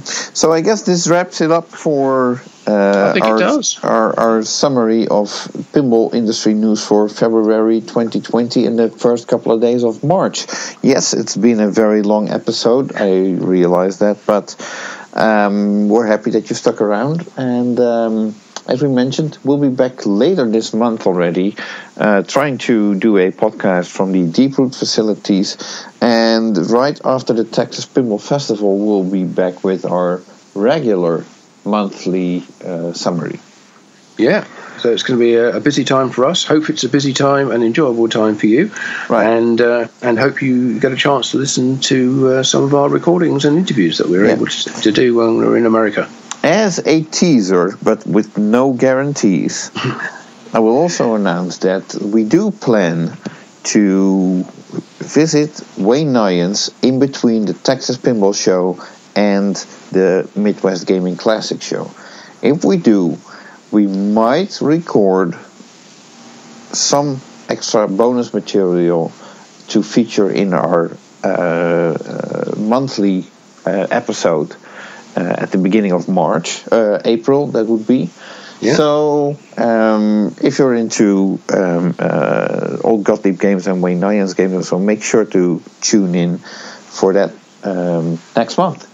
Yeah, you might also, and we don't know exactly what's going to happen there might be some video as well taken of that particular visit from our good friend Will White, right, who's a good friend of Wayne Nyans as well, and has documented and done interviews with him as well in the past. So we'll see how that goes. We don't know exactly what's going to happen. It may be that it's all just an off the record chat, but there might be some video as well. When you said you were going to reveal something, I thought you were going to mention that we might be presenting an award or something. But would it be a spoiler if we would announce that we would be handing out a certain Twippy award? Well, I don't know. Which one are you thinking? Because we have very high standards as to the kind of awards we hand out. I think we would only be interested in handing out Game of the Year. Yeah, I think that's our long-standing position. So who knows what will happen? If we might be up there on the stage presenting that particular award at the Texas Pinball Festival on Saturday night. Either way, we'll be there at the Texas Pinball Festival just before doing our So You Think You Know Pinball quiz. Yes, we'll be warming up for the Twippies. Well, warming up ourselves. Not so much ourselves, but also the crowd. So hopefully we don't warm them up too much, because then they might be disappointed with... they might think that the quiz was more fun than the award show. So we'll try to balance it a little bit, but... Bear in mind that the quiz will be during happy hour at the hotel, so I think however it goes, everyone will have a good time. Oh, definitely, yeah. Especially since we'll be, in previous years we both were drinking, so it became more fun along the way. Well, yes, I think I managed to have an entire one drink last year. But okay, that's something we need to take care of. I agree. We'll sort that out. It's top priority. Yes. So anyway, thanks for listening.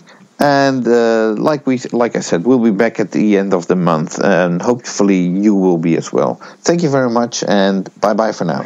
Goodbye.